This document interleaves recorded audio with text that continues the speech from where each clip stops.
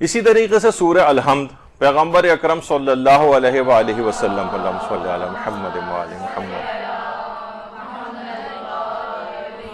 فرماتے ہیں کہ اگر کسی کو سورہ الحمد سے شفا نہ ہوگی تو سمجھو سے پھر کسی چیز سے بھی شفا حاصل نہیں ہوگی۔ دیکھیے سورہ الحمد کو 2/3 قرآن کے برابر اس کو قرار دیا گیا ہے، 2/3 قرآن کے برابر ثواب ہے۔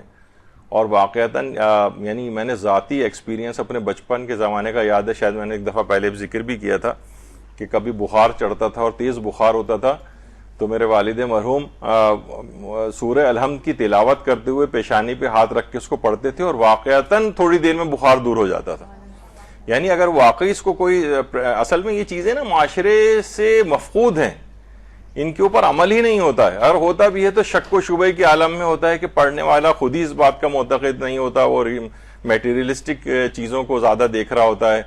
یہودی کی بنی ہوئی کمپنی کی دوا جو ہے وہ ظاہر ہے وہ بھی بہرحال اپنے اثرات رکھتی ہیں، کیونکہ دوا کا تو الہی حکم ہے، چاہے کسی نے بھی بنایا ہو، لیکن اس پہ اس کو زیادہ یقین ہوتا ہے بنسبت قرآن کی سی آیت وغیرہ کے۔ تو سورہ الحمد سے اگر کسی کو شفا نہیں ملے تو کسی چیز سے بھی شفا یابی اس کو نہیں مل سکتی۔ اور خود زمانہ پیغمبر اکرم صلی اللہ علیہ وآلہ وسلم، صلی اللہ علیہ محمد وآلہ محمد، قرآن کی اس شفا یابی کی جو تاثیر ہے اس سے استفادہ ہوتا تھا۔ روایت میں ملتا ہے کہ پیغمبر اکرم کے ایک صحابی جو تھے ان کو سانپ نے کاٹ لیا، تو اس وقت کوئی فوری طور پہ کوئی دوا بھی اویلیبل نہیں تھی، نہ اس کا کوئی علاج اس وقت تھا، تو کوئی صحابی آئے اور انہوں نے سورہ الحمد کا دم ان کے اوپر کیا جس سے وہ شفا یابی ان کو مل گئی۔ تو بہرحال سورہ الحمد ایک بڑی عجیب و غریب سورہ ہے، اتنے زبردست اس کے اثرات ہیں۔ پورا ایک درس ہمارا سورہ الحمد کے خواص اور خصوصیات پر یہاں پر ہو چکا ہے، آپ اس پہ دیکھ سکتی ہیں۔ اور جب بھی پیغمبر اکرم یہ جملے بھی ارشاد فرماتے ہیں کہ سورہ الحمد موت کے علاوہ ہر بیماری سے شفا ہے، یعنی بعض اوقات یہ ہوتا ہے اگر بیمار کی پیشانی پہ ہاتھ رکھ کے یا اس کے ہاتھ کے اوپر ہاتھ رکھ کے 1 دفعہ یا 7 مرتبہ یا 70 دفعہ سورہ الحمد پڑھی جائے تو انشاءاللہ اسے شفا یابی اس سے نصیب ہوتی ہے۔ اچھا، شفا کے ہم ایک پورے یہاں پر ڈسکشن ہو چکا ہے پچھلے سالوں میں کہ وہ ضمناً اس ڈسکشن اس موضوع پر تھا کہ جو خاک تربت امام حسین ہے اس میں بھی ایک شفا یابی کی ایک تاثیر ہے۔ تو اس میں یہ چیز ڈسکس ہوئی تھی، شفا ہونا ایک الگ چیز ہے اور علاج کرنا ایک الگ چیز ہے۔ یعنی یہاں پر یہ بات نہیں کہی جا رہی کہ مثلا اگر کوئی بیمار ہے تو وہ ڈاکٹر کے پاس نہ جائے، علاج نہ کرائے، آپریشن نہ کرائے، بس صرف یہ سورہ پڑھ لے،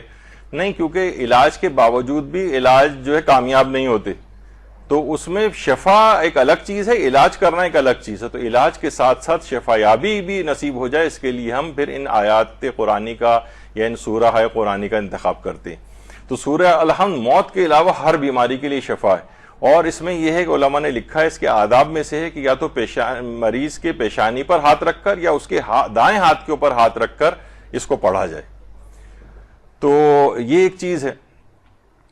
اور سورہ الحمد کے متعلق کہا جاتا ہے کہ ہر دردوں کے لیے بھی دوا ہے۔ امام حسن عسکری علیہ السلام اپنے اجداد سے نقل کرتے ہیں، اللہم صلی علی محمد وآل محمد، اور وہ امام صادق علیہ السلام سے نقل فرماتے ہیں کہ جس کو کسی بھی جگہ درد کی شکایت ہو اپنے گریبان میں 7 بار سورہ الحمد کی تلاوت کرے، اگر درد ختم ہو جائے تو بہتر ہے، ورنہ 70 مرتبہ تلاوت کرے تو میں اس کی صحت اور عافیت کا ضامن ہوں۔ تو یا تو 7 دفعہ یا پھر اگر اثر اندازی نہ ہو تو اس کو 70 دفعہ تک لے کر جائے۔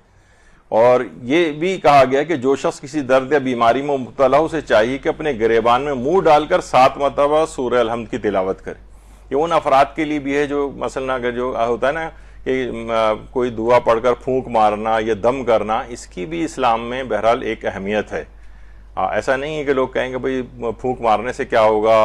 اور پھونک مارنے سے تو جراثیم بھی جا سکتے ہیں اس کے اندر، اور بہت اس طرح کی چیزیں جو ہیں لوگ کہتے ہیں، نہیں، اس میں شفا یابی کی ایک تاثیر اس کے اندر آ جاتی ہے۔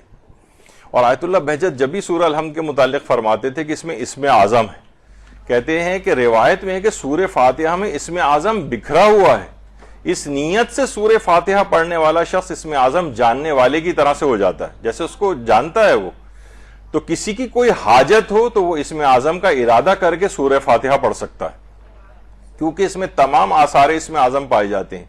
اور یہ سب اس سورے کی جامعیت کی وجہ سے ہے، کیونکہ یہ سارے قرآن کا خلاصہ ہے۔ روایت میں بھی ہے کہ کلو ما فی القرآن فی الفاتحہ، جو کچھ قرآن میں ہے وہ سب کا سب سورہ فاتحہ میں ہے، اور یہ مردوں کو بھی زندہ کر سکتا ہے۔ تو اس میں اعظم کی خصوصیات ہے اس سورہ کے اندر۔ تو یہ خود فرماتے ہیں کہ کسی کی کوئی بھی حاجت ہو، آقا بہجت فرماتے کوئی بھی حاجت، وہ یہاں یہ بھی کہہ سکتے تھے تو کتاب ہدایت سے ہدایت لینی چاہیے، حاجت واجت کے لیے کیا ہے؟ تو آقا بہجت جیسا فقی کہتا ہے کہ اس میں اعظم کے ذریعے اس میں بہت ساری خصوصیات ہیں، پورے قرآن کا